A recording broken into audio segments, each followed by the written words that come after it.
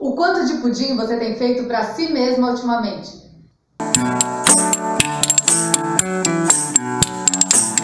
Oi meus povos, oi meu povo, porque os homens também são bem-vindos nessa conversa. E eu já vou começar fazendo uma pergunta básica.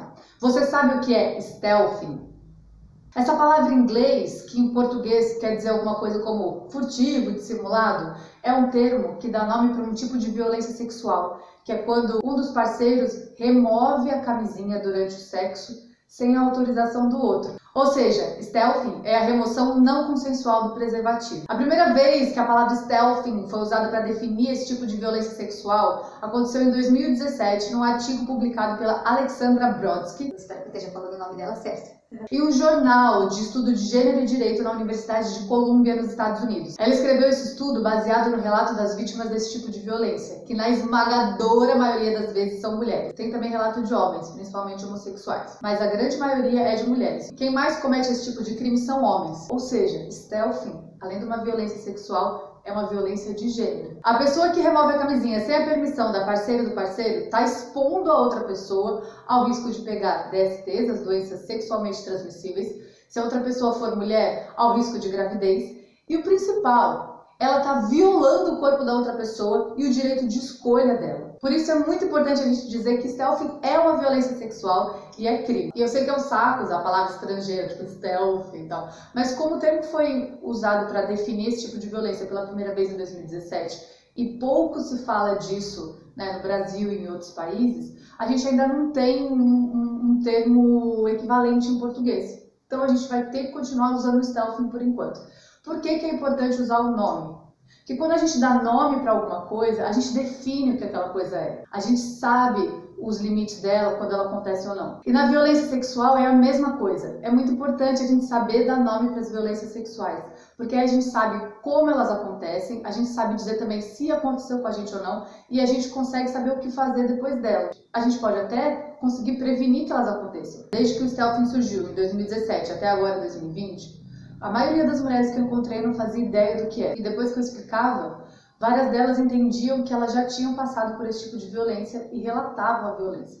Ah, mas como que o stealthing acontece? Porque como uma pessoa vai tirar o preservativo sem a outra saber? É impossível. Tanto é possível que infelizmente acontece muito. Na maioria das histórias que me contaram, ou dos relatos que eu li na internet, o stealthing acontece, por exemplo, na troca de posição. O cara se aproveita de uma posição em que você não esteja olhando, ou mesmo numa posição que você consiga ter campo de visão do pênis e da vagina, da vulva, no momento que você está lá sentindo prazer, sei lá, tá mais conectada, fechou o olho e tal, ele se aproveita para tirar entre uma penetração e outra. Outras mulheres relataram que tiveram que falar para a pessoa pôr a camisinha, a pessoa pegou a camisinha, mostrou o pacote, fez toda a mimese de abrir e retirar e não colocou. Várias mulheres relataram que perceberam que o cara tinha tirado o preservativo quando ele voltou a penetrar. Outras disseram que só perceberam quando ele já pulou, porque aí sentiram um jato, depois viram sêmen escorrer. E na esmagadora maioria dos relatos, elas disseram que ficaram sem reação, que elas simplesmente paralisaram, que elas não sabiam o que dizer, que elas não sabiam entender direito o que tinha acontecido, e que depois ficaram muito mal e se sentiram muito mal. E esse é o problema da gente não saber que algo é uma violência. Quando a gente não sabe, a gente, principalmente a gente que é mulher, que é treinada para agradar desde pequena, para não falar nada, para ter os nossos limites extrapolados, a gente fica colocando em dúvida se o que a gente está sentindo é real, a gente fica minimizando situações. É por isso que a gente precisa dar nome, porque se acontecer com a gente, se acontecer com uma amiga, a gente vai saber reconhecer e a gente vai saber como reagir e o que fazer depois. O stealthing pode acontecer tanto numa relação casual, uma pessoa que você acabou de conhecer e resolveu transar e o cara se babaca e decidiu fazer isso, como pode acontecer em relacionamentos duradouros. Tem muitos dos relatos em que as minhas amigas e outras mulheres dizem: era uma pessoa que eu confiava, era uma pessoa que eu já me relacionava, era um amigo, era um namorado, era um ficante. E o fato da pessoa ser nossa conhecida faz com que seja às vezes mais difícil da gente reagir. Eu volto a repetir que a retirada do preservativo sem o consentimento da parceira ou do parceiro é crime. E as vítimas de stealthing têm os mesmos direitos que as vítimas das outras violências sexuais. Atendimento na unidade básica de saúde, coquetel anti-DST e, em caso de gravidez, aborto legal. Além disso, tem o direito de exigir que seja colhido o material genético do agressor em caso de denúncia. Quando você for fazer a denúncia, tenta procurar uma delegacia de crimes contra a mulher, porque o atendimento é muito diferente. E não se engane não, vão achando, que o homem que faz isso ele é ingênuo, coitado, ele não sabia. Não. Porque o cara que retira o preservativo sem o consentimento da parceira ou do parceiro, ele está colocando o desejo e a vontade dele acima do desejo e da vontade do direito da outra pessoa. Ele não tá ligando pra ninguém, ele tá se importando só com ele. E você, homem, que vai dizer: ah, mas eu não sabia que era uma violência. Você jura? Você nunca parou pra olhar pro rosto da sua parceira quando isso aconteceu?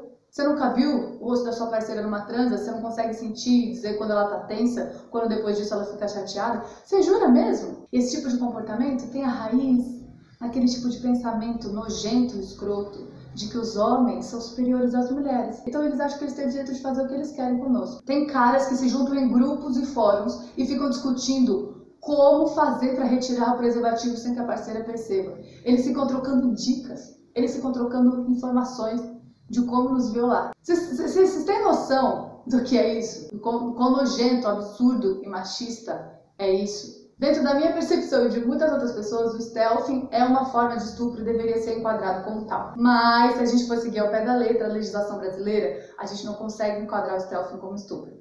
Isso porque estupro é definido como constranger alguém mediante violência ou grave ameaça, a ter conjunção carnal, ou a praticar, ou permitir que com ele se pratique outro ato libidinoso. Então, para se enquadrar no estupro, tem que ter o uso de violência ou a grave ameaça. E lembra que a gente disse que o stealthing acontece no meio das coisas?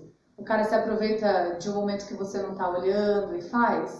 Mas o stealthing é crime e a gente consegue enquadrar no artigo 215 do Código Penal. Artigo este que diz: estabelece como crime ter conjunção carnal ou praticar outro ato libidinoso com alguém mediante fraude ou meio que impeça ou dificulte a livre manifestação da vontade da vítima, com pena prevista de 2 a 6 anos de prisão. Tirar a camisinha e o preservativo durante o ato sexual sem o consentimento da outra pessoa é um tipo de fraude, é uma enganação. A gente também consegue enquadrar no artigo 130, que é sobre a intencionalidade de transmitir doenças venéreas. Eu sei que muitas vezes é difícil que a gente consiga que a outra pessoa seja condenada por estupro, porque normalmente os crimes sexuais, eles não deixam provas, principalmente quando a violência é psicológica. E a gente sabe que a maioria dos estupros e abusos é cometido por uma pessoa próxima à vítima.